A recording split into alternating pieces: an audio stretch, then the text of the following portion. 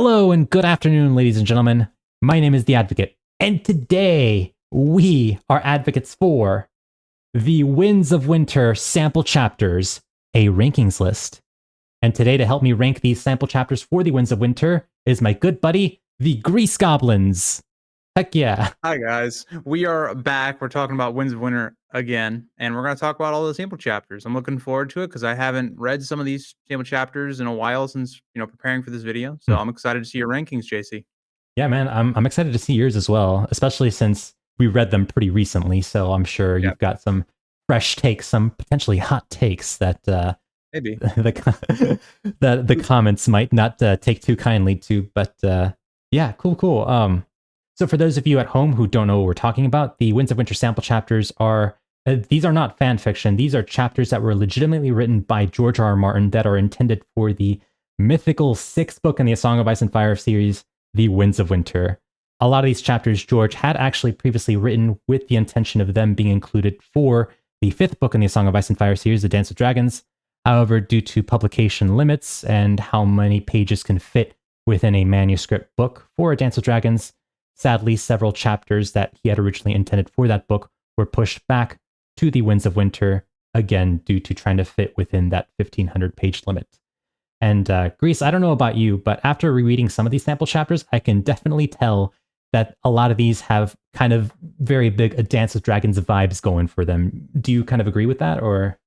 I agree. I think almost every one of the chapters we got on here, except for maybe one or two, feel like they are directly continuations of A Dance with Dragons. It's why I think both of us have criticized that book for its ending, because a lot of these chapters don't feel like a first chapter of a book, for instance, right? Like a lot of the first chapters for books are like you build up to something or you're Yeah. reintroducing the plot. A lot of these are not like that at all. Some of them are directly into war. Some of them are like traveling to a really big event. Like they just don't feel like your normal beginning chapters. And that's why I think a lot of them are so good. Yeah. Because when people think of the Winds of Winter, they think of this climactic, big, epic book that's supposed to resolve a lot of the plot lines from A Feast for Crows and A Dance of Dragons.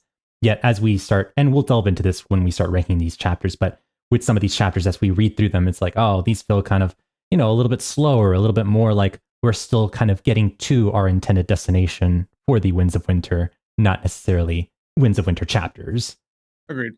So, yeah, guys, we'll be ranking the 11 Winds of Winter sample chapters. These include 8 fully written, typed out manuscript chapters that George R.R. Martin has released on his blog, 2 summaries of chapters. These are chapters that George R.R. Martin actually did read at conventions. However, the people that attended these conventions didn't, write down word for word everything that George was saying. So these are kind of just recollections of what he was saying at these conventions. They include a 1/2 chapter and then also a fragment.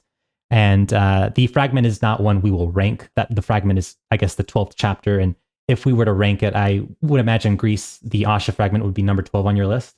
Yep. Yeah. Yep. It's just not enough for it to be any higher. Yeah. So the Asha Fragment essentially is something that was not publicly declared by George in any sort of convention capacity. What it is back in 2014, during a segment on Last Week Tonight with John Oliver, George R.R. Martin had a typed out page of an Asha chapter on his computer screen. So some super sleuths on Reddit kind of magnified it 500%, analyzed every single character word for word to try to get, what each of these words were saying in order to get some kind of fragment of a chapter out of it. And it just details Asha's first chapter in The Winds of Winter as the Battle of Ice begins. But besides the death of Crowfoot Umber and the start of the Battle of Ice, I didn't really glean anything from the Asha Fragment. Did you, Grease? No, not really. There's just not a lot there. It's a single page. Yeah. It's hard to tell much of a chapter story or anything like that. It just feels like where we think we're going. We're gonna have the Battle of Ice, and that's it. That's really all I got from it. It's just like, okay, cool. Yeah. Battle's about to start. Cool. But yeah, I will say, just keep in mind, a lot of these chapters are subject to change if the book is released, and especially the ones that are a little bit older and I think are a bit more outdated. That is very much the case. But yeah. Yeah, no, that's definitely a good point. George has even said so on his blog that several of the earlier chapters that he released are going to see rewrites. And for the sake of some of these chapters, I hope that is the case. But Yeah. we'll get to that when we get to that. So, with all that said, Grease, I think now is as good a time as any to get this rankings list started.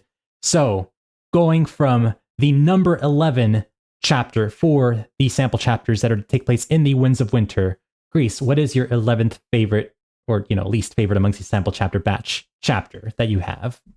So my 11th is Tyrion 1. It's just a summary. When you look this up, all you'll find is a little summary, and all it is it's just Tyrion trying to convince the Second Sons, or specifically Brown Ben Plum, to switch sides as the battle fires kind of breaking out or it's starting and all that. And they're playing Savas, of course, because they play in every single chapter with Tyrion. And that's pretty much it. It's not really a chapter. It's a summary, and it's like, okay, like I enjoy his second chapter a lot more than the first one. But yeah, that's all I can really say. It's a summary of a chapter that we haven't gotten yet, and it just seemed obvious where the plot was kind of going.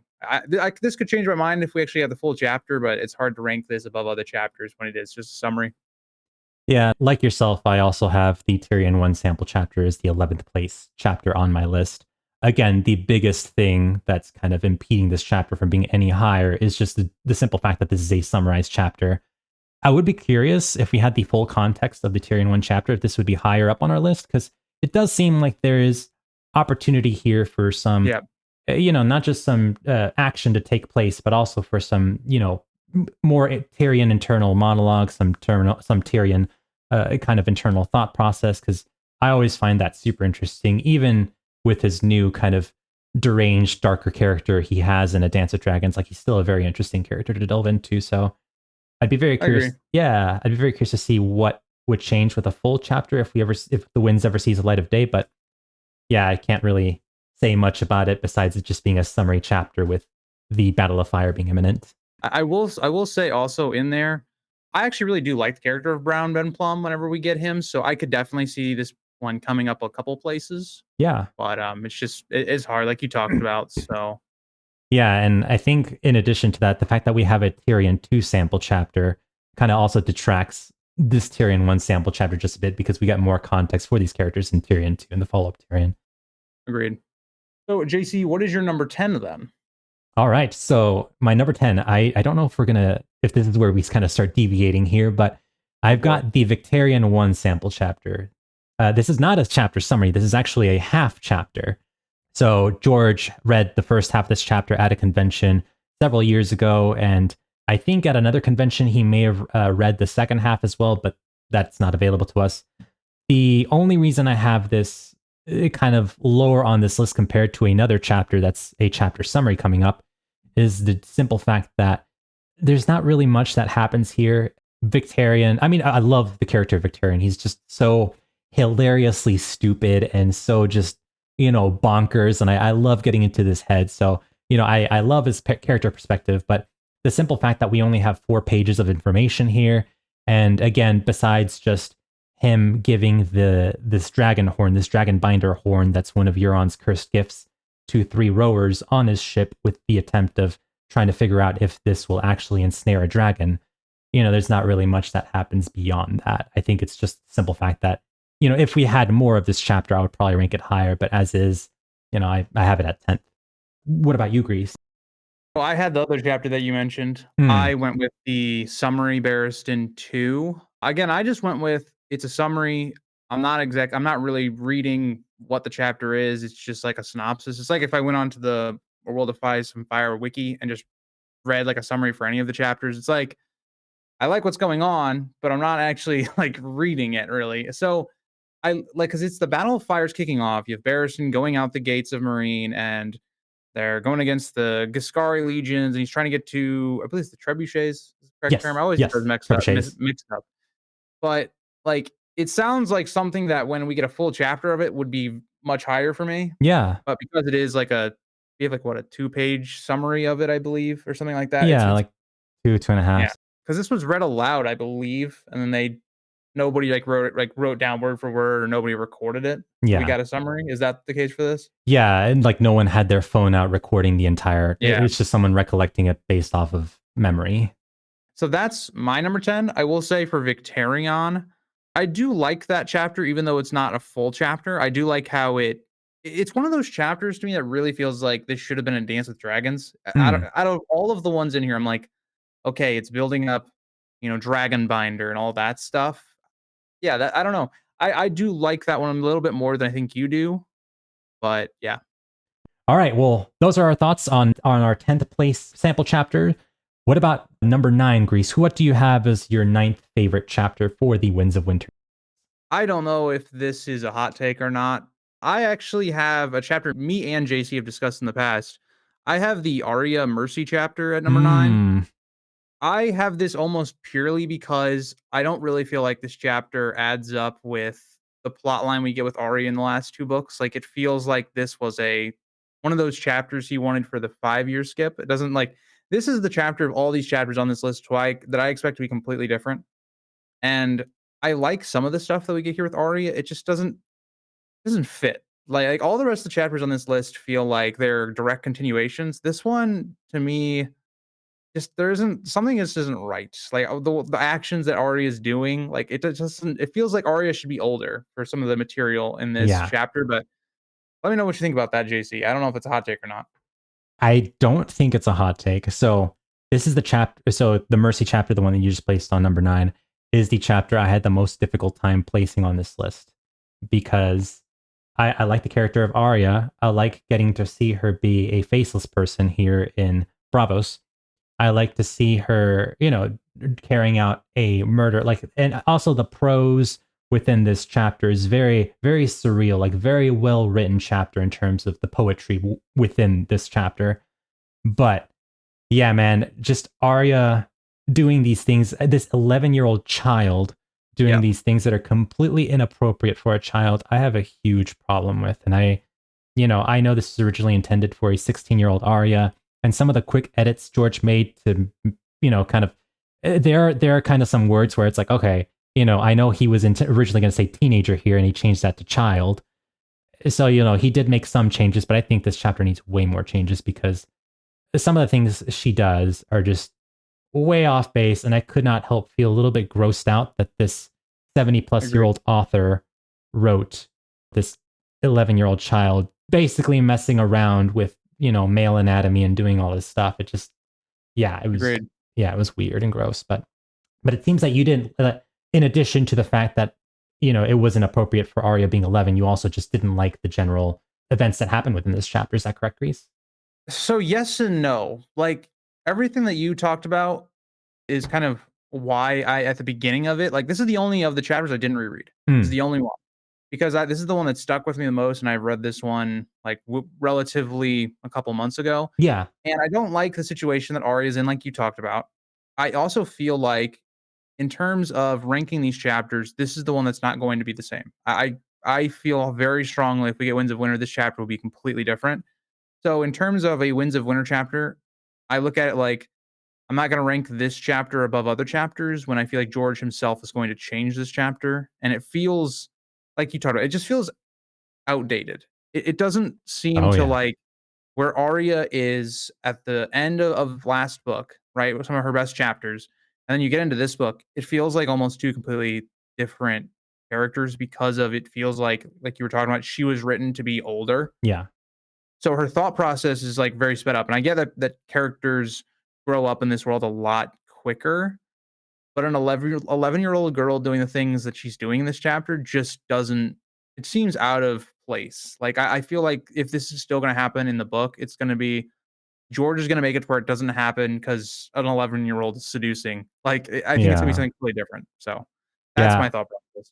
I hope you're right. I hope George does rewrite this chapter, not just for, some of the gross stuff, Arya slash Mercedine is doing here within this chapter, but also, as you mentioned, going from her final Dance with Dragons chapter, where she was kind of beginning to learn the ropes of being a faceless person, to all of a sudden here in this first Winds chapter, being able to successfully carry out a mission and, successfully seduce and fool Raph the Sweetling into murdering him. It's not necessarily night and day, but it is a huge leap in her character growth. Like there needs to be kind of a little bit more of a transition. Agreed. It does feel like what we talked about. It feels like the 5-year time skip, and it feels like, oh, that we are coming back to an Arya that's much more of a professional assassin. Whereas Right. we in the last book we see her pull off her first mission, and that wasn't even done by herself. She had multiple people helping her, and Arya even had to tell how she was going to try and kill this older man. So yeah, I just think for those reasons, it just out of all the chapters, it doesn't really fit for me. Yeah, yeah. No, totally get that, man. I'd be very curious to see what the comments have to say. I'm sure there's a lot of people who agree with you as well that this is probably this maybe isn't as it's not their favorite chapter compared to some of the other ones. But cool, thanks for sharing, man. No Uh, problem. JC, what's your number 9? yeah, my number 9 is Barristan 1, an Essos chapter. Oh, what a surprise, JC. So I again, I like that the Battle of Fire is beginning. I like the character of Barristan. He is the oldest POV. He's the oldest, right? Yep. Yeah. So I like that, in his perspective, we get a lot of perspective about, memory and sorrow and regret. I think there's a lot of room for just amazing character work within Barristan's POV. So I like the character of Barristan himself. It's just this Barristan 1 chapter. It's essentially just one long, hey, we're preparing for the Battle of Fire. And by the end of it, it's like, all right, we're still, we're about to head out the gates, but we're still kind of preparing for the Battle of Fire. And that's pretty much it. It's just the fact that I don't think much of anything happens here within this chapter besides some preparation. And that's why I kind of have this lower on my list. Oh boy, JC, I don't know if we're on the polar opposite on this one. Oh, okay. Oh man, I was figuring. I won't be talking about this chapter for a little while, but I'll say I do agree with you. I think the criticism of the chapter is we basically start in one spot and we end in the one spot. Yeah. What I love about the chapter, I just love Barristan's Yeah. speech. I love I love everything that we get inside Barristan's head. It's one of the reasons I argue that he should live. But yeah, I understand it. I definitely understand why you'd put this chapter here, especially when you think about all the things we talk about with the Dance of Dragons, with Feast. Like we need to get the plot going. Yeah. I feel like this chapter and Barristan 2 could just be one chapter. Yes. Yes. And maybe edit a little bit and kind of take out some of the fluff. That's how I view it, but I definitely understand why you have this at number 9. Yeah, and I mean, I agree with you completely. Like Barristan is amazing. Like he's just a fantastic character, and I hope, like yourself, that he survives longer than what many people think he's going to survive through. But again, especially with a huge portion of A Dance of Dragons, that middle portion of A Dance of Dragons, where it seems like a lot of these chapters feel like they could either be cut out or feel like they're just killing time. This Barristan one, I wouldn't say it's killing time. That feels harsh, but I do think that a lot of these things could be, removed and sped up in order to get us to the next plot point destination in the story, and nothing would be lost from the story. Agreed. All right, cool. Well, with that said, Greece, what's your number 8 Winds of Winter sample chapter? So we talked about this one already, but number 8 is the basically half Victarion, like one chapter. I Okay. do like this chapter because I like the way it builds into the Battle of Fire. It has a similar vibe to me of like Barristan 1, but I do love everything surrounding Dragonbinder, like Hmm. trying to see how Victarion's figuring out how to use it, and that whole discussion of how Victarion, I think it's hilarious. Victarion actually does some like manipulation in this chapter. I just find that so funny from a character like Victarion. It's like Victarion, we're always like, oh, this guy's so stupid. And then you see Victarion and he's like, all right, guys, I want you to blow on this horn. And guess what? You only got to blow it once, but you're going to get all of this stuff. And they're just like eating it up. And I'm just like, I love this Victarion. Let's go. We're going to see like master politician Victarion and Marine. Oh, that's fantastic. Yeah, that is very true. Like Victarion is, consistently one of the least sharpest characters within the book, but for this one time, because One time. because he has such a mistrust of Euron, and I mean, rightfully so. He's like, actually, I'm an idiot, but I'm not as giant of an idiot to think that this dragon binder is going to work as intended. So, who are 3 people who are stupider than I am, who I could, con into blowing this horn? It's like, oh, you 3. And they're like, oh, yeah, we want. And then he lies. So it's like, oh, yeah, if you blow the horn and reel in a dragon, you'll get, riches and women and, lands and titles. And they're like, oh, yeah, it's going to be great. And yeah, it's great. What's even more funny is it's like, so Victorian's like, you guys only got to blow it once, just once, guys. But then at the very end of the chapter, he's like, okay, but you're gonna blow it until your lungs give out and you can't stand. Then that's when you stop blowing the horn. Like, Well, of course. Of course. like That's these These other guys are just thinking about all the women they're about to get, and Victarion's subtly just dropping, "Oh, yeah, you're gonna die." Yeah, it's So, one of Victarion's sharper moments. It's like, oh, interesting. He yeah, can. Victarion's more clever than we give him credit for. True, that's true. Cool. Alright, so JC, what is your number 8? Well, I don't know if you're gonna have problems with me here, Greece, but continuing on with Barristan, I've got Barristan 2 as my number 8 favorite sample chapter within this Winds of Winter batch. Fun. And again, this predominantly has to do with the fact that this is similar to some of our lower ranked chapters. This just has to do with the fact that it's a summary chapter. But the reason why I have this above Barristan 1 is unlike Barristan 1, where it just feels like it's preparing for the Battle of Fire. Barristan 2 is like, okay, Barristan's actually leaving the gates of Meereen. He's actually charging forth towards the trebuchets to actually take action against the Yunkai forces. Like, there's stuff going on. This is like the beginning of the Battle of Fire. He's taking down slavers. He's taking down trebuchets. Like, stuff is happening, and this battle is starting. So I think due to the simple fact that it's a more exciting chapter is why I have it above Barristan 1, even though it's a summary chapter. With that said, because it's a summary chapter, it's also lower on my list compared to the other chapters. But Greece, what do you think about Barristan 2? I mean, I have it at 10, so I'm lower on this chapter than you are, Yeah. but I mean, it's just a summary. Like, that's Yeah. the way I Yeah. look at it. I think if this was a full, like, chapter, like a lot of the other ones on this list, it'd probably be a lot higher for me. It's just that it is a summary. Yeah. It's like almost equivalent, but not as interesting, like reading Fire and Blood. Yeah. Everything's a summary. That's my thoughts on Barristan 2. I do like that we finally get into the battle and we don't have 5 chapters that are all pre-Battle of Fire. When you think about like 2 Tyrion chapters, Victarion, 2 Barristan chapters, Yeah. like we have almost half of the chapters that we have on this list are like pre-Battle of Fire and then just getting into it Yeah. chapters. So that should tell you how much of a focus Meereen is in the beginning of the next book. But yeah, that's my thoughts on Yeah. Barristan 2. No, that's totally fair. And, like we mentioned earlier, if we had the full complete chapter of Barristan 2, like 15 to 20 pages, I'm sure we would have this higher up on both of our lists just because, in addition to getting into the head of Barristan, we have a more complete understanding of the events that are going on here in this beginning portion of the Battle of Fire. And one thing we haven't mentioned yet is at the conclusion of this chapter and at the conclusion of another chapter that both you and I have higher up on our list, we actually have Victarion arriving on the shores of Meereen. So that leads me to believe that there may potentially be a Victarion 2 chapter of him landing in Meereen, or we are to assume that there's more happening in the second half of Victarion 1, so that once we get here to the last portion of Barristan 2, where Barristan is like, oh, it's like Baelor, Breakspear, and Maekar, the Ironborn have saved us, there's more of a more natural transition from that to this moment. I have a question for you, JC. So, do you think we're going to see another Victarion chapter when the battle like is commenced? Like, do you think like we'll see Dragonbinder being blown from his perspective, or do you think that'll be from the perspective of other characters? I mean, I think we will see another Victarion chapter here at the beginning of the Battle of Fire on Meereen's shores. As far as like, do I think Victarion is going to have his 3 rowers blow the horn within proximity of the dragon that's flying over Meereen, and if we're going to see it within Victarion's POV, I don't think it's going to happen then.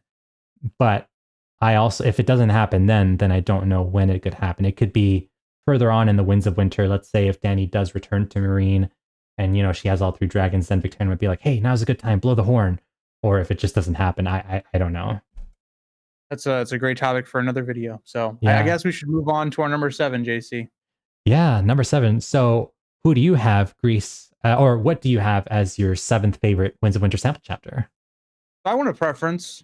I think like my top 7, I think they're all complete chapters. Oh, yeah. I think all of these are fantastic. Like I'd have all 7 of these probably at least if I was doing my Dance Dragons rankings, they'd probably be at least in the middle or higher. I think they're all pretty good.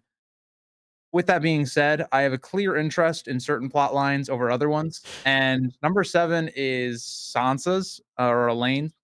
Totally I fair. like the chapter. I do like I like what George is setting up, right? Sansa trying to, manipulate Harry the Heir, and Harry the Heir kind of being this guy that reminds you a lot of like maybe not as bad as Joffrey, but kind of like that in the way like their first interaction goes, and he being very like demeaning to Sansa because Oh yeah. she's a bastard, or she's said to be a bastard. And but then you see all by the end of that, like Sansa's basically got Harry the Heir around her finger and all that stuff, and all of this while Littlefinger's like teaching her how to do it. I do like the chapter. I just feel like of all the other plot lines going on right now, the Battle of Fire, and you having Tyrion, who's he's still a great POV. He hasn't been so in the last book, and then you have Barristan, who I really like, Yeah. and then you've got two Arianne chapters and Theon and Aeron, if we haven't covered. It's like out of all those, Sansa right now is just the plot line that's kind of like in the background. There's a reason that she didn't have many chapters in Feast. So yeah, that's my thoughts. Yeah, that's totally fair. I mean, out of all the characters that we have, still to mention on this POV rankings list, Sansa or Elaine is pretty stationary. She's in the least immediate danger compared to everyone around her. Well, relative. Littlefinger's still a Relative. dangerous person, but That's interesting that you said Harry the Heir has Joffrey vibes. I did not get that. I mean, there's obviously he talks down to her because he thinks she's bastard born, but I didn't compare him at all to Joffrey. Like Joffrey just seemed on a So lower level of cruelty. I wouldn't say like Joffrey, but like it gives off like some parts of Joffrey, like a very arrogant, kind of Oh yeah, rich, pompous guy. yeah. That's what I get from Harry there. It's not like I'm saying like Joffrey's like as psychopathical and all that stuff, Okay, but I mean like there are vibes of like, oh, we've seen this before. Sansa was trying to get with Joffrey, and we saw how that went down. And then you have Harry the Heir, who their first interaction, it's not necessarily a good one. So you no, know, definitely not. No, that's totally fair, man. I mean, like compared to some of these other characters, like the Vale plot line. Yeah, I understand why it would be less on your list compared to some of the other plot lines. I disagree with you. I don't have Elaine as number 7, but that's totally cool. yeah. uh, my number 7, and Greece, I don't know if you're going to disagree with me completely on this one, or if you're going to be like, what? How dare you? Or maybe agree kind of. I have Arion 1. How dare you? That's the one true queen you're talking about there. I go That's back. I I do get it love. though. No, Ariane is a yeah. I like her. She's she's she kind of takes matters into her, or she tried taking matters into her own hands in A Feast for Crows. That didn't work out well for her, but she has agency. She wants to do something about the Lannisters at King's Landing. The only reason I have this as number 7 compared to some of my other chapters is, again, this just feels like a travelogue, similar to the Tyrion travelogues in A Dance of Dragons, especially when he's at Volantis and goes to Essos, and there's not really much of anything that goes on there. This Arion 1 chapter kind of feels that way. There is some nice conversation about, like, oh, what could Danny be like? Or, what could John Con be like? And there is even some foreshadowing about John Connington, being someone who prefers, the company of men as opposed to preferring the company of Mhm. women. And, there's a little nugget of like, oh, like Mad Queen Danny potential foreshadowing there that I adore. I'm like, oh man, I live for this foreshadowing and these seeds of things that could potentially produce something in the future of the series. But as far as the events that take place within the chapter itself, it's just Arion going from point A to point B, and there's more other interesting. I find other chapters to be more interesting than this one. I don't blame you at all. I'm a little surprised. Well, I guess I'm not because I feel very similar about Ariane 1 and 2. I have Okay. Ariane 1 higher than Ariane 2, but I do agree it's a travel chapter, and I think I have a lot of bias here because a lot of people love Cersei's POVs. Hmm. Like there's a very cult following of Cersei's POVs. I'm like that with Ariane. I love Ariane's internal like monologue. I love everything she's going like thinking about like with Quentin and the Daenerys stuff.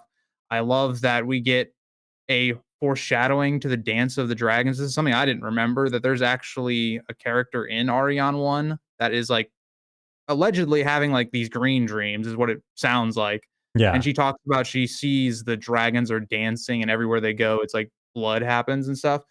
That's the kind of stuff I love. A lot of foreshadowing in this chapter mixed with Ariane, who's a great POV for me. Yeah. So yeah, I could definitely see why even the next one that she has, with her second one as well, is over half of it is like travel. So I definitely don't blame you. It's kind of like it falls into the same territory of a Dance of Dragons where you have a lot of characters are traveling. And Yeah. yeah, it gets kind of repetitive. And especially when we started the series where we didn't have this problem, characters would just not be on the page, and then they would Yeah. come back once they got to where they were. Totally get it. And speaking of A Dance with Dragons, another reason that I kind of have this lesser on my list is that you can clearly tell that this Arion 1 chapter was originally intended, and I think Arion 2 as well, were originally intended to be in A Dance with Dragons because Oh, yeah. in Arion Big time. 1, there's no mention of Quentin's death. Had Quentin died, I'm sure Dorn would have sent a raven to Arion telling her that, like, by the way, your brother is dead. Because there's no mention of Quentin's death, and even Arion is like, "Oh, that's weird that we've got this Targaryen on our shores, but it's not Daenerys Targaryen. Oh, she's probably with Quentin, who's still alive." It kind of leads us to believe, like, okay, the timeline of this chapter is different than some of these other chapters. Well, actually, I do have a question because I think that's an interesting topic. Hmm. In Barristan, when in Barristan's, I think it's his last chapter in Dance with Dragons, I believe. Does he like send word to Dorne? Like this, I know they're gonna send his body back and stuff, but do they like do they specifically like send news back to Duran? He sends the body back, but I don't think he does. But I imagine 'Cause we what I'm trying to say is, had Dorn received the body, which again would take a while to get yeah. to Dorn, then Arion would have had some knowledge of what happened to Quentin. I think it really depends on relative where are we at in timeline of Westeros and Essos at the moment the Arion chapter is happening and the Marine chapters are happening. That's always a thing that stumps me because it's so hard to like put that together because the Essos is so far away from Westeros in terms of information. Like for instance, a Clash of Kings, Daenerys finds out about Robert's death like 600 pages it feels like Oh after yeah, Robert dies. So it's yeah. like, yeah, It but it I could just be definitely the get that slow though. travel of information. Yeah. That's true. Well, anyway, all this to say that again, a lot of these chapters were originally meant for book 5, but they're still good. They're still good. Okay, cool, cool. Greece, what do you have as your sixth place chapter on this list? So I have Tyrion 2. I do like this Tyrion chapter. I think it would if we were doing a Dance Dragons ratings, it's probably want to be one of his higher ones because it's Mhm. actually interesting in terms of Tyrion. He's plotted all the seeds for the second sons to go to Daenerys' side, and it's a little bit about that. It's great because this chapter feels like it's a callback to all of Tyrion's previous moments. Like he thinks about his preparation for the Battle of the Blackwater, his preparation for Battle of the Green Fork. Like he has all these different like remembering, oh yeah, when this battle happened, and it kind of feels like Barristan in a way, except it's from just Tyrion's point of view of Right. things and it's a chapter where it just feels like it's filling in all the gaps where it's like okay this is what happening with the free forces. Barristan is breaking the slavers. It feels like you've got Victarion and the Ironborn. They seem to have already they're landing troops, so it's kind of one of those where it's like we're not in the middle of the battle of fire, but it's all happening around Tyrion. Yeah. And so I like that element of it. I like the Tyrion feels like a good POV in this Yeah. chapter, whereas in other ones he's yeah, it's not as great, but yeah. What do you think, JC? So it's interesting. Both you and I have Tyrion 1 placed on the exact same number as our 11th place chapter, and both you and I have Tyrion 2 placed on the exact same rung. On Finally, the we same agree. wavelength. Tyrion 2 is also my number 6, and it's for all the reasons you said. Tyrion this chapter is very rich with character, like similar to the Barristan chapters that are very rich with Barristan's, internal monologue and the character of Barristan. This chapter is very rich with his own internal monologue, and you can very clearly, like, you could cover up the chapter header and you could read this chapter and within the first couple of words be like, oh yeah, this is Tyrion. Agreed. It's so well done. And like you said, it's also a very good kind of like catching us up to like all the things that Tyrion has done in the past to get to this point. I think there's a paragraph when he's like you said, he was like, oh, I've gone through the Battle of Fire. I've mounted horses. I've done this. I met with Illyrio, all these things. And it's a good kind of recollection of all the things that have happened, which I guess makes me wonder if maybe George would potentially combine this with Tyrion 1, as this feels like a very good like first chapter to be like, hey, like last time on the A Song of Ice and Fire, this and this happened. Yeah. It's really gonna matter, I feel like, when this meeting happens with Brown Ben Plum in the first Tyrion chapter. Like, is this happening like right as the Battle of Fire is about to start? Like, Because when in Tyrion 2, Brown Ben Plum and a lot of the other commanders are off. They're away. They're with some of the other slavers. Yeah. And so that's why there's like this big confusion. Like, what are we going to do? We're getting orders, but our commanders aren't here, all this stuff. So it's gonna matter like how does George want to because there would have to be a skip in time from your like how Tyrion 1 would then end and then into Tyrion 2 where it starts. There'd have to be like a skip there, or maybe you condense it, just be like couple hours pass or however, and then bam, Tyrion 2 starts. So I think you could combine it. I just think there's like a little bit of timing issue. Yeah. Well, actually, the way I read it, it seemed pretty instantaneous. So, like Tyrion 1, they're playing Sivas, and then the battle starts, and then you've got Barristan 1 also preparing for the battle, and Barristan 2, he rides sorts of trebuchets. So my Yeah. interpretation was that during the events of Tyrion 2, Barristan is actively fighting the trebuchets because both at the end of Barristan 2 and at the end of Tyrion 2, we've got Victarion and his Ironborn fleet arriving on Myronese shores. But yeah, George would probably have to play around a little bit with the timeline there to get, if you desire to combine Tyrion 1 and Tyrion 2. The other thing I'll say is that I love the character of Brown Ben Plum because He's a great character. yeah, he's fantastic. And at the conclusion of this chapter, once Brown Ben Plum finds out that the windblown half switched sides over to Daenerys, then he like quickly mulls it over for like a quick second. It's like, oh, they've switched sides then all of a sudden. And so like when the Yunkai slaver comes and he's like, oh, you gotta help us, you gotta help us. And Brown Ben Plum is like, stab. Actually, we've been Queensmen all along. Yup. It was our grand master plan. Totally didn't just do this on the spot right now. Totally didn't betray Danny, and I'm now trying to get back into never betrayed Danny. He was always a Danny guy. Okay, when Danny and Brown Ben Plum talk, they're buddies. Okay, Daenerys is so hurt when he leaves. It was all a tactical mission.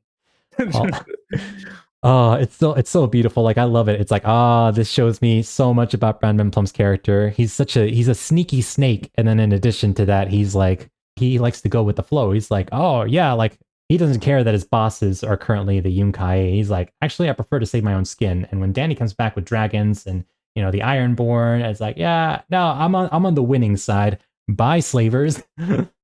Well, you see, Brown Ben Plum is a snake because he might have Targaryen blood. So, you know what? He was always a Targaryen loyalist to begin with. So, we gotta take him at his word. He's a man of his word. The everyone is a Targaryen theory. Gotta love it. Gotta love it. He's a self-proclaimed Targaryen. He's got that blood. That's true. That's true. Oh my gosh. Cool. Oh boy. Yeah. Is there anything else you wanted to say on Tyrion 2, Grease? The dragons like Brown Ben Plum, so we should too. We should too. Exactly. Cool. All right. Number 5. What do you got, Grease? So I actually have Arion 2. Now, Okay. Arion 2 is a weird one for me because the first half, I have every criticism that you said for the first Arion chapter, where it's like the first half of Arion 2, it just drags. It's like we're traveling, we're in a cave, and then Elia gets lost, and then we go search for Elia. And Elia is just causing a nuisance, which we already saw this in the first Arion chapter, so just continuing this plot line of Ellie as a problem. Ariane still has some interesting like inner monologue, which is why she's this higher. But then the second half, when she actually gets to meet the Golden Company, and we're getting information like, they've taken Storm's End and all this stuff that's happening, like pushing the plot forward. Like, yeah, the Tyrells are coming to deal with John Connington. We're prepping up for the next battle, and Ariane has to make this decision. Is she going to commit? Is she going to go to Storm's End, potentially making herself a captive or in a siege? That's where this chapter has its strengths for me. Mm-hmm. I think the first half of the chapter reminds me of A Dance with Dragons and not the good parts of A Dance with Dragons. And so that's why it's such fun. But gotcha. What's your thoughts, JC, on Ariane 2? No, that's totally fair. I'll speak more on Ariane 2 later because I actually have her higher up on this list. But to your point, yes, the first half of this Ariane 2 chapter, similar to most of the Ariane 1 chapter, in my opinion, is very Dance with Dragons travel log like. And it just is not, like it's like a video game where you're trying to get to your point B destination. All of a sudden someone is like, hey, by the way, there's this side quest in this cave where potentially the children of the forest, made a home. Do you want to see it? And I'm like, no, I want to get to the main quest. And then the characters are like, yeah, we should go on this side quest. And it's like, whoops, someone got lost all of a sudden in the cave. Time to pad out this this video game, or in this case, this book with another side quest. Time to find this person that got lost in this cave. And I was just like, oh my gosh. Well, specifically, it's like it just has no relevance to Ariane's plot at all. Like seeing the children of the forest stuff's like, that's gonna go right over Ariane's head. You think Ariane cares about that? Yeah, it's mainly just for the reader, less so for Yeah. Ariane. But and I'll delve more into this. But I do have this higher up on my list predominantly because I think the second half of this Ariane Second peak, half is excellent. yeah, it carries it tremendously. Um, Agreed. but as far as my number 5, it's Elaine. I like the character of Sansa. Sue me, guys. I'm sorry. I know there's a lot of Sansa haters. I like Sansa. Okay. um, but the thing that I really like about this chapter is really seeing Sansa kind of delve further and further into her Elaine persona. You already saw shades of her kind of beginning to manipulate the Lords de Clara in A Feast for Crows. She's really learned a lot from Littlefinger, and to see kind of her continued evolution here in this first Elaine chapter in The Winds of Winter, where, as you said, Grease, earlier, you know, she's got Harry the Heir completely wrapped around her little finger by the end of this Elaine 1 chapter. I I see think what you did there, JC Littlefinger. I see what you did there. Didn't fly over just for my you. head. But yeah, you know, seeing her kind of grow and develop and feel more comfortable in her ability to lie and manipulate others, like it's like, oh man, like she's really grown and developed as a character. I live for this stuff. I live for her interactions with Littlefinger. I think Littlefinger is a very fascinating, interesting character, and just seeing what they do, and if, you know, their grand master plan of having Sansa reveal herself as Sansa Stark in front of the Vale if the wedding with Harry the Heir goes through. I'm super looking forward to that. I think the only thing that holds this chapter back for me is some of the Vale politics and some of, you know, the names of, you know, knights showing up. Like, I really don't particularly care for a lot of this stuff. Like, I care about the tourney, and I care about Sansa's potential marriage to Harry the Heir, and I also like potential ramifications of Shadrick finding out if Elaine Stone is Sansa, or, you know, if George R.R. Martin is going to do anything with the character of Maya Stone and her being a bastard-born daughter of Robert Baratheon. But as far as like the Vale politics go, and Nestor Royce and all those people, even Miranda Royce, I'm just like, yeah, it's kind of interesting. But I prefer get me back to Sansa developing and Littlefinger's plan. That's what I care more about. Are you sure you don't want more of, well, does Littlefinger really have a little finger? That was some of my favorite dialogue from that old chapter. I I don't know. I think I'm good on that. But but yeah, Grease, real quick, what do you think of Sweet Robin, Robert Aaron? What about him? Do I think he's gonna die? Yes. Or so I've thought it's almost the opposite, because Littlefinger just does not tell us, the audience, what his plan is, and then have it go perfectly. So something is going to go wrong. And I feel like it's going to be Harry the Heir that's going to die more than it's going to be Hmm. Robin, because it just doesn't make any sense. Like Littlefinger has all of his control and power right now through Robin, and as time goes on, he's going to gain even more power. Right? Yeah. He's collecting all the food, all this stuff. Like he's going to be in a position to be able to Hmm. keep his position. The only thing that defeats that is if, well, Robin dies, and then, well, Harry the Heir comes into power. Now your power is completely reliant on Sansa. Like if Sansa at any point is like, hey, don't like you, well, Littlefinger's dead. Like it just feels like a really big gamble if Littlefinger's going to put all of his chips on Sansa. Now I could see him doing that because I think he does have a weakness for Sansa, and I Oh think yeah. that's going to be what eventually leads him to probably die. Yeah. Yeah. For sure. But it's just like I don't see Littlefinger's plan being, oh, I want to get with Sansa, so I'm gonna marry her to this other dude, which also limits my power. I don't see where like Littlefinger's connecting those dots. Like this is the Hmm. plan. So I don't know. The only way I can rationalize it is he's putting so much faith in Sansa to just put all of his plan through her. So you're But thinking when he told Sansa in her last A Feast for Crows chapter that, like, oh yes, my plan is to kill Sweet Robin and marry you to Harry the Heir, you think he was lying to Sansa then, and thus lying to the yes, reader? yeah, Okay. Yeah. No, I could potentially see that. I didn't think about that. Like, yeah, if Robert Aaron or Sweet Robin dies, then yeah, I mean, like, he is totally reliant on Sansa, which, I mean, to be fair, Littlefinger just is so obsessed with Sansa. So, I mean, he yeah. might be completely in his mind. He was like, oh, yes, I'm going to rely on Sansa completely and I'm still going to win, without realizing that Sansa is kind of growing and developing, and pretty soon might one day surpass the teacher in terms of her ability to manipulate. Agreed.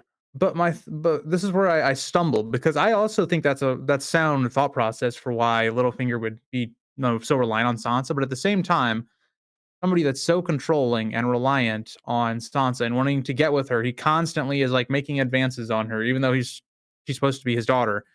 And he even got her out of like King's Landing to get her away from Tyrion. And Littlefinger seems like wanted to frame Tyrion to be the person who takes the fall, so Yeah. Sansa isn't freed up. Somebody like that would not then his first action be, "I'm gonna marry her off to another guy." Like, I just Well, I don't know. Like, it's a whole topic for, like, another video, but it's very interesting. yeah. Maybe in his mind, he's like, oh, she'll marry Harry the heir, but secretly she'll come to me, and I'll kiss her and stuff on the side, and maybe that's what I have no idea. Littlefinger's a disturbed individual, that's all we'll He say. is very disturbed. He's a groomer. Well, something like that. All right, cool. So that takes us to number 4. Greece. What is your fourth favorite Winds of Winter sample chapter? So, I had both the Ariane chapters kind of grouped together because I feel similar about both of them. I just Okay. like Ariane 1 more because it's focused more directly on Ariane's character. It's focused more on, what does she think of Daenerys? And there seems to be like hints of jealousy, I feel like, from Ariane because Hmm. Daenerys is this person that is a queen and she's got all these things. And Ariane basically her whole life was trying to fight to be, the leader of Dorne and all that stuff because she thought that her father was going to give that to Quentin and all this stuff. And I think it's so fascinating because Ariane thinks through all these things like, what was Viserys like? She was supposed to marry Viserys. And all this stuff that relates so heavily to Daenerys's plot. Like, we go through a whole thing where Ariane is rationalizing through, like, why did she kill Viserys? Like, Yeah. she let her husband, like, brutally murder her brother and all this other stuff. Like, is that because Daenerys wanted to be the only Targaryen and now she got rid of the male, so now that she can be the ruler and all this stuff? And it's great because it foreshadows what I think a lot of the public is going to believe about Daenerys. Like, I liked this chapter so much that it inspired me to not make one but two videos on this chapter because there's just so many things that are so fascinating about it, like the thought process behind who are young Griff and John Con, Daenerys, and all this other stuff. And then you have, like, the weird, like, green dream maybe of foreshadowing the dance like I talked about when Hmm. we discussed Ariane 1 earlier. Even though this is a travel chapter, I like Ariane so much in this chapter that it kind of, like, overhauls it. Like, to me, like, Yeah. I think that Tyrion's chapters and a lot of the reasons some of them don't work or Quentin chapters don't work is because I don't find their POVs to be that interesting. Like, they're just not thinking things or they're not acting on things that are that interesting to me. So I give Ariane 1 a little bit of leeway. But what are your thoughts, JC? No, that's totally fair. I mean, like Ariane 1, like you said, it foreshadows so much about who the character of Ariane is. She is desperately wanting to be, of someone of an important position within Dorne, and to, it foreshadows that, like, oh, if she marries Aegon Targaryen the sixth, it could give her that position of power that, she's kind of wanted all her life. And obviously, there's a lot of foreshadowing here as well in Ariane 1 about, why would Dany do that to her brother Viserys, dumping the molten gold over his head? Like, that's disturbing. That's sick. And it's so, like, it again drives the narrative that if Mad Queen Daenerys were to take place at some place in the future, there's a seedling here of, like, her potentially being Mad Queen, or even if it's not her being Mad Queen, there's a seedling here of the public believing that she could be the Mad Queen at some point in the future, and they would believe the narrative because of what she did to Viserys. So I think, like, all the stuff you mentioned about the foreshadowing and things that could happen, potential seeds of future plot lines, I think all that stuff is great. I think I'm just a little bit more negative on the travel side of things of the actual chapter Totally than get you you. are. Yeah, Um, agreed.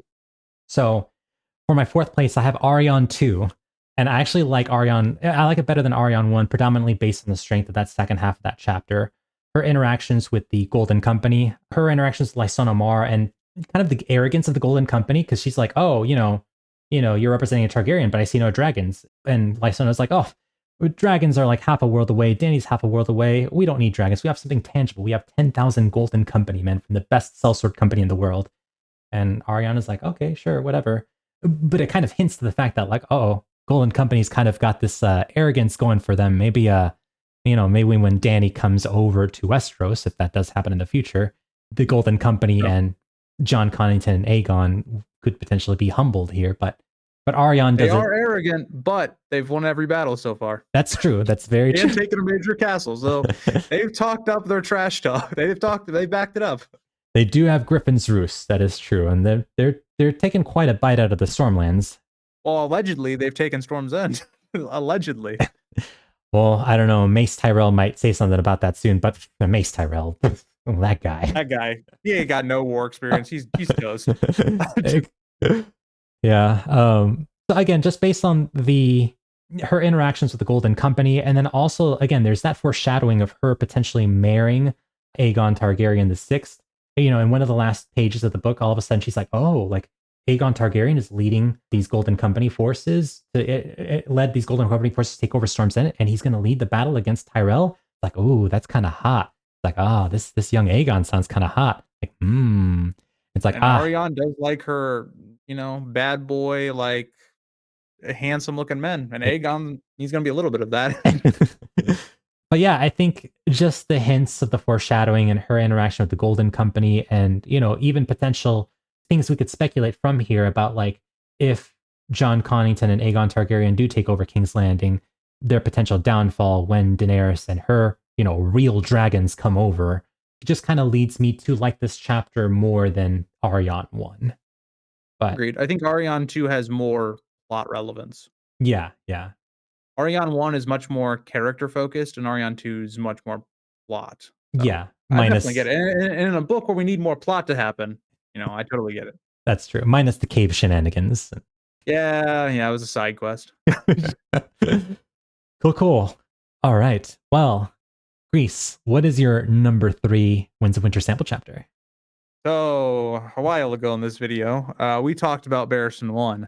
Barristan 1 is my number 3. I really liked this. I remember reading, so I read all these chapters back to back to back before preparing for this video. Mm-hmm. The only two I didn't read, I also didn't read The Forsaken, because I read that one like within a month ago. But I was like reading them, and I like got to Barristan 1, and I was just like, I was getting hyped. I was like, Barristan, let's go, my man. Give this speech. You've been through all these wars and this stuff. The slavers are not taking you down today. This is not the end. Okay. I was feeling Barristan's speech.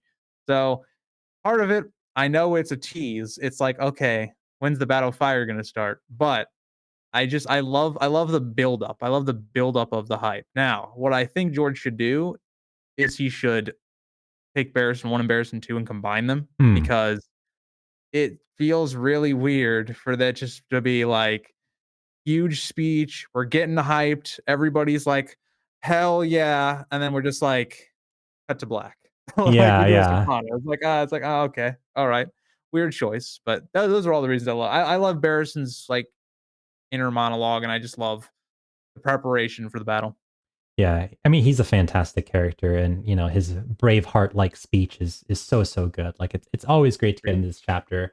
Again, I think it's just you and I have a different take on, like, I was personally disappointed by just, it feels like a teaser trailer. I was like, all right, I'm getting hyped up, and then like there we go, end of chapter. You got it. Yep. Yeah, it's like, dang it. I mean, maybe George will combine Barristan 1 and 2. I would not have a problem with that whatsoever. I think it'd be great. For my number 3, and again, this one was the one I struggled with the most. You had it at number 9, I believe. I have the Mercy chapter at number 3. Oh, okay. Hell yeah. So I went back and forth on this. I was like, okay, like, I really like, again, the number one thing that was like really holding me back was, again, just the suspension of disbelief of believing that an 11-year-old Arya could manipulate and seduce a, gross Lannister guard. And obviously, like, the problematic things that she does to seduce him, I do not like whatsoever. But I won't lie, it is really cool seeing her kill Raph the Sweetling. It is. It is really cool, seeing her cross another name off of her prayer hit list. And it is really cool seeing her further grow as a faceless person, even though, it feels like she's grown a little bit too much from when we last saw her in A Dance with Dragons to this Mercy chapter. I don't know. There's something about it that I'm like, wow, this is like, I'm so happy for, well, not so happy, she's still killing people and, revenge is bad and all that. But, there's like a part of me that's like, oh, yes, like, go, Arya, yeah. I mean, the ending of that chapter is probably one of the I would say of all the chapters on this list, it's probably the best ending to a chapter.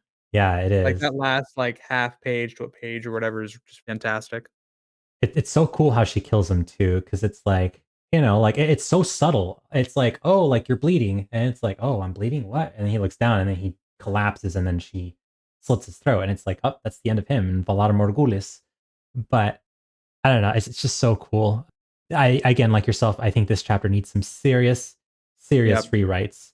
But I like seeing Arya. I like the conclusion of this chapter, and I even like a lot of the play part of this chapter. The haunting agreed. imagery. Her doing all these things. Preparing for the play. I was like, it's very, very atmospheric. A lot of ambiance. I like it. I So will preference, like, I think that when the actual book, if it comes out, I th like, one of the characters I'm the most looking forward to is Arya, because I think Arya's as a character, the ride that George can there's so much potential for this character, and that's why I think she has the potential to be the best character of the next book. Like, she has the oh yeah, potential to be the Theon of this book for, like, a Dance with Dragons level, just because of the theming that the character has. Like, it feels like so many characters, their arcs kind of was like, okay, it starts in Game of Thrones and it has that end in A Storm of Swords. Like, those were a lot of the arcs, like Tyrion's arcs and all that stuff. Arya's feels like from, like, book 2, we've started this revenge arc, and I think book 6 is gonna start to unravel that and give us maybe not closure to it, because I think it'll still continue into the last book if it is just 2 books, and if we get them. But, yeah, I do really like Arya, I just preferred other stuff no, compared to what we got with her. that's totally fair, man. That's totally, totally fair. I mean, there's a lot of good stuff here, a lot of good plot lines. So it gets a little bit difficult to see like, all right, which one do I like better? It's like, oh, it's kind of, by a thread here. Agreed. Um, But what this does mean is we don't maybe not in order, but we have the same top 2. yes, I was about to say that like Greece. I think you and I have the same top, and we might actually have them ranked exactly the same. So, Greece, what is your second favorite Winds of Winter sample chapter? So my second favorite is Theon. For one, I just love the Stannis plot line. Just everything you get in this chapter. Like, Theon is just like just hanging here, watching everything that's going on in Stannis' little tower. And we're seeing everything again. It's just a continuation of the best plot of the last book, Oh yeah, which is Stannis leading up to the Battle of Ice, and we're seeing Stannis deal with the Karstarks because that betrayal has happened. Seeing, how he's going to deal with getting this money from the Iron Bank, and Justin Massey's plot is fantastic. Asha coming in, trying to get, I believe Asha's trying to get him to go in front of a tree because you can't, like, the Northmen believe you can't lie in front of, I believe it's a heart tree, yeah, and so that's going to be Asha's way of trying to hopefully save Theon. But you see how all that goes down. Theon then talking to Stannis about, like, Ramsay. And I actually reread this chapter, and I came away with it with, like, questioning my own thoughts on the pink letter, because there's a line in here where Theon basically word for word quotes the pink letter when he's like, Ramsay's going to want his reek back and his bride back. Like, it's literally direct quoting from it. And then you also have a maester who's a Bolton maester, it mm, appears to be. So it's like there's a lot of stuff in there. Like, it makes me question the pink letter, because could Stannis have done it? Was Theon involved in whoever sent it? Like, it just makes me question so many things just because of how it was written. And yeah, I do love the Theon chapter. It's not number one for me, but I think it's a fantastic chapter. What about you, JC? no, I completely agree with you. And Theon 1 is also my second favorite chapter. And I think this might be the chapter where we get the most Stannis page time within said chapter. I mean, some of the Davos chapters had a lot of Stannis page time, but I think this is like the most like where like it feels like Stannis is the main character of this POV chapter. It feels like Agreed. that anyway. The only But one I would say is maybe would be Crescent, just because Crescent's chapter is, like, long, oh and yeah, you're just with Stannis off and on throughout that chapter. So yeah, yeah.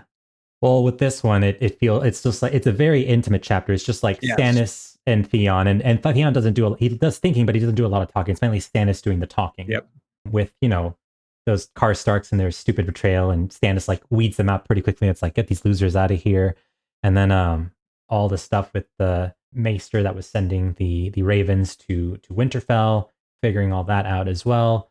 And it's just a lot of fun to get into the head of Stannis. It's a lot of fun to speculate out what may come in the Battle of Ice with Stannis' plan to potentially, the Nightlamp theory, where he has his men digging holes through the ice, Heavily unbeknownst. foreshadowed in this chapter. Yeah, Heavily. definitely heavily foreshadowed. Where it's like, oh yeah, this all but confirms that, like, okay, once the Freys and Boltons come over to the icy lake, Stannis has a plan for their demise, where the Freys and Boltons are going to fall through the icy lake and die because their armor is drowning them and tugging them down to the lake floor. So there's a lot of just fun foreshadowing. I also, in my subject, like, I just love the character of Stannis. He's like my Agreed. favorite character in the series. Same. Yep. Yeah, and it's just I don't know. I like his character, and then Theon as well. Like, it's very interesting to see him kind of, he's not Reek anymore, but he still is a broken person. So kind of seeing his broken perspective, it's really interesting as well. So just based on that, and it being a follow up of the Northern plot line, and speculating on the Battle of Ice, I've got this at number 2. I mean, what's crazy though is think about this. The chapter has in my opinion, the best POV of A Dance with Dragons. It Hmm. has that mixed with the best plot line of A Dance with Dragons, so the northern plot line and Stannis' plot line specifically. You have all of that with an intimate chapter with Stannis, who is both of our favorite characters, and we have this ranked number 2. Oh yeah, what is That's that? how crazy number 1 is. Which leads us to Greece, by no one's surprise. And I mean, I think most people have this as their number 1, but Greece, Yep. what is your number 1 favorite Winds of Winter sample chapter? There was no doubt in my mind. That's why I didn't reread the chapter, even though I would have liked to, because it is my favorite of the 11 that we've talked about, because it is just this is probably the darkest chapter of the series. It is just Aaron being tortured this whole time, but he's also getting, these visions because Euron is messing with his mind, and Yeah. you're seeing all this buildup of what Euron's plotline is going to be, sacrificing all these like religious figures Yeah. and learning more about Aaron's background, like of him possibly being sexually assaulted by his brother. And Yeah. it's a heavy, heavy chapter. There's a reason that I usually like to do some sort of video around this chapter for Halloween, like that week of. It's just it's some of the best writing I think George has done. I don't know. I'm kind of at a loss for words as to what to say on this chapter that already hasn't been said, JC. Yeah. No, I don't know if it's the darkest, but it's definitely the darkest chapter since the Red Wedding chapter, I would think. Yeah. It's the most haunting chapter, and just the visions that Aaron has, because Euron gives him the blue shade. He forces it down his throat so that Aaron drinks it, and so Aaron has all these visions, and it's just very, very surreal because Aaron doesn't know where the nightmare ends and reality begins when he wakes up, and it all kind of bleeds together as one. Well, with Aaron having visions of Euron being squid-like, and him having his female companion, as both of them are laughing at the world as the world burns in an ocean of lava, which, by the by, many people have speculated that woman is going to be Cersei. It's just it's very just a very, very well written, haunting, dark chapter. And even the stuff that doesn't happen within Aeron's nightmares, the stuff that happens in reality, what with Euron burning the Oakenshield castle and his men hanging all the lords and ladies of the Oakenshield castle, and just it's very, very dark, and it feels like the true awakening of a supervillain, of probably Yeah. the next, not just the next villain in the story. We had Joffrey and Tywin, then we have Ramsay and Roose, and it seems like Euron will be kind of the big one after it, but not just the next big supervillain, but like the big supervillain of this world, of this story. And it's so, I don't know, it's so surreal, so well written, so somber, and I'm like, man, I was genuinely creeped out when I first read it. I was like, wow, this is big. This is going to be big for the future of the series. We'll see what happens.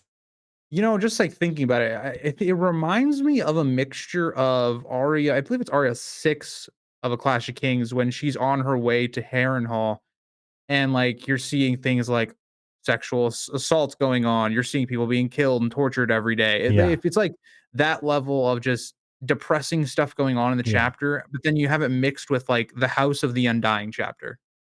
except for not in Karth. That's what it feels like. It feels like those two, like you've got prophetic dreams going on and stuff that we're still speculating on. Like the House of the Undying is still a chapter we look at. And we're Oh like, yeah. what do all these mean? That's how we've now interpreted, the Forsaken chapter, mixed with just the horror of war, of Euron as a character, and all of that. So it's just a fantastic chapter. Yeah, it definitely has that feeling of like like a loss that you can't overcome, kind of like with Arya. Like there's nothing she could do to save those villagers during the Clash of Kings chapters, where the Lannisters are pillaging the Riverlands. Similarly here, like there's like Aeron just feels like such an emptiness. Where like there's nothing I can do in this situation to like not just save myself, but save the Iron Islands, save anyone here. And it's so just like you know dark and depressing. And it's really interesting too because Greece, I don't know if Aaron was one of your lesser favorite characters, but he like for me personally, like his POV perspective, like yeah, like it's cool. Like it's very cool to see someone who's very like pious towards the drowned god. But beyond that, I just didn't really see much anything fascinating about his character. He just seemed kind of very one note. But in this one, it's like, oh wow, like I really feel for the guy, and I really am creeped out that Euron is just this evil entity doing all these horrible things to him and to Payet Pri and all these other prophets and septons that he has kind of chained up in his ship.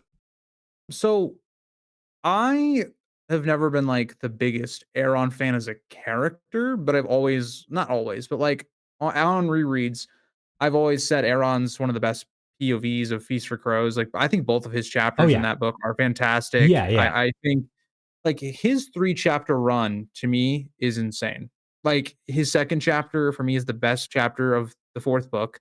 The Forsaken chapter will, if it stays relatively the same, which it probably will, is going to be one of the best chapters of Winds of Winter. Yeah. So, I mean, I love Aaron's POVs. I just think that he don't got much time left, unfortunately. Yeah, I think out of all the characters we have coming up in the Winds of Winter, he's definitely the one that has like the highest chances of dying, I think anyway. Yeah. But yeah, man, is there anything you want to say on the Forsaken or on these chapters as a whole? Um, love pretty much all of these chapters. So Yeah. if one that you really like is not at the top or close to the top, don't take it personally. And also, all the Blackfire supporters out there, I had Ariane, both her chapters in the top 5. You're welcome. That's right. You're welcome, guys. I hope you appreciate it. No, but I mean, like, even the fact that you and I, Grease, had like a different rankings list. Like, I know everyone's gonna have their own perspective on what they Yep. think is their favorite and least favorite Winds of Winter sample chapter. But yeah, I mean, these are so good. They're so well written. Even some of the lesser ones, and not just lesser, and some of these, it's not the fault of the chapter itself. It's just we only have a summarized version of the chapter, and it's not a full chapter. But even like the lesser complete chapters, like they're still, some of the best writing out there in terms of the whole Yeah. series. It leaves us excited to see what's to come, and hopefully we'll find out someday. I don't want to speculate, but hopefully I mean, someday. these sample chapters, along with the Dance Dragons, ends on a note where you want more because it's not a complete book. Yeah. It's the reason Winds of Winter is like one of the most anticipated books of all time. Is Oh you yeah. have sample chapters like these that were coming out, and you're sitting here going, like all these chapters, every one of these chapters for me would be at least like middle of the pack of a Dance Dragons or higher. Oh yeah.